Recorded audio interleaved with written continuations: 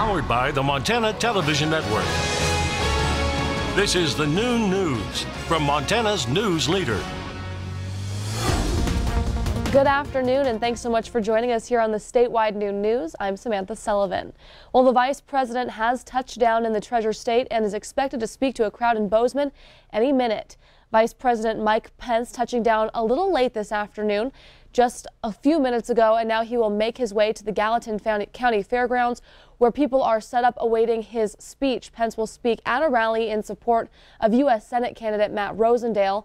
The vice president was last in Montana back in July, also in a campaign stop for Matt Rosendale. The president's son, Donald Trump Jr., was also in Bozeman campaigning just last week. We'll have more on the vice president's visits tonight in your evening newscasts. Well, in other news this afternoon, Montana senators are reacting to a new trade deal with Canada and Mexico. Senator Steve Daines said the USMCA is a positive step forward and will provide certainty for Montana farmers, ranchers, and businesses. Senator John Tester said he is, quote, encouraged by the steps the president is taking to address the uncertainty with our trading partners. He went on to say, I will be reviewing this trade deal in detail to make sure it strengthens Montana agriculture. Congress must first pass the agreement before it can become law. A floor vote is not expected until the next Congress is sworn in next year. International exports play a huge role in Montana's economy, with other countries purchasing $1.6 billion of Montana goods.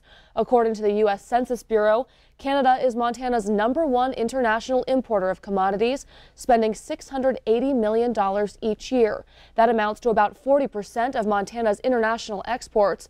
The Montana Office of Tourism and Business Development and the Montana Stockgrowers Association say there's still a lot to learn about the new deal, but they agree growing export opportunities for the state is great for all of Montana. As a whole, we have seen our export markets to both of those countries increased significantly, and like I mentioned last year, a significant export market for us for U.S. beef. Export is critically important, bringing additional dollars into our economy.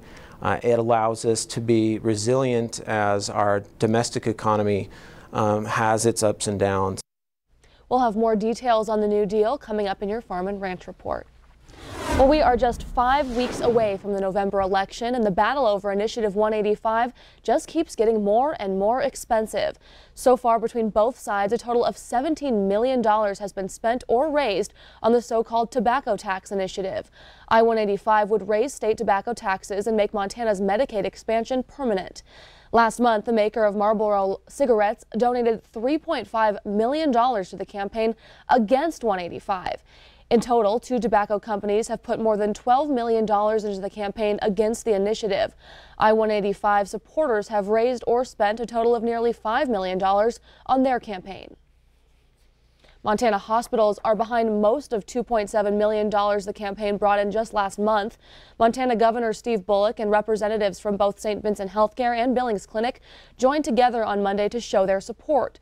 Governor Bullock says the initiative is good for our economy and it's good for the health care of Montanans, our seniors, and our veterans. Opponents of I-185 are against permanently funding Medicaid expansion and are concerned about what they call the high cost of that program. In other news this afternoon, you can expect your phone to ring out tomorrow at 12:18 p.m. as cell phone towers around the country broadcast a wireless emergency alert straight to your phone. The action will sound similar to an Amber Alert, except this one will come from FEMA, and the message will have a header that reads Presidential Alert, telling you that it's a test.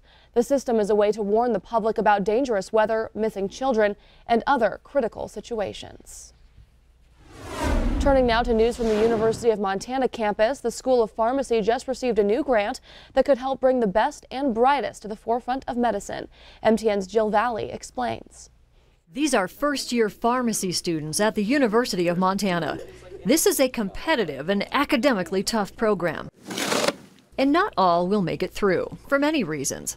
A career in medicine is challenging after all, for some even more so. What's this? But the UM-SCAG School of Pharmacy just received a new grant from the U.S. Health Resources and Services Administration.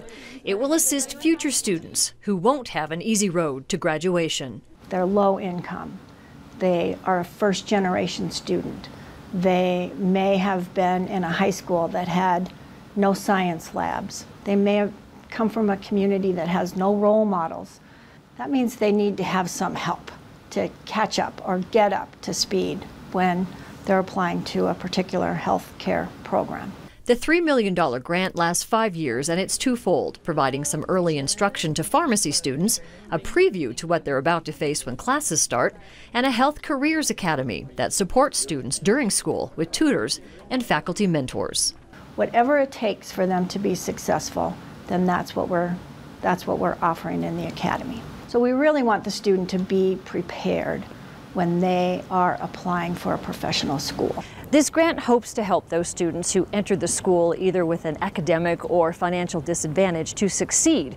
It's then hoped when they get their professional degrees, they'll return to their own communities to serve as dentists, physical therapists, or doctors. Some college students have to work while in school or have family obligations, and trying to balance that with a very challenging degree in pre-med or pharmacy can be a game ender.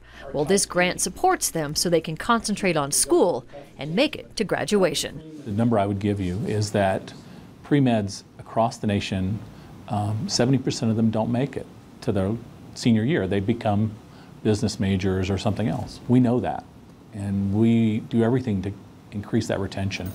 A different grant like this recently helped 70 Native American students earn their degree in pharmacy, a success story the department hopes to continue with this new grant money. In Missoula, Jill Valley, MTN News. Now, Jill tells us the Academy will also grant scholarship money to some students so they don't need a job while they're in school. Well, thank you so much for joining us here on the Statewide Noon News. Coming up, the FBI continues their investigation into allegations of sexual misconduct against Judge Brett Kavanaugh as the clock ticks closer to his confirmation vote. More on that when we come back, but first, Ed's in with a full look at that statewide forecast. Stay with us.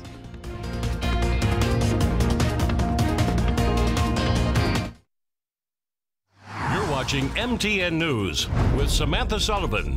Storm Tracker weather with Ed McIntosh, and farm and ranch news from the Northern Ag Network. This is the noon news on Q2, Montana's news leader.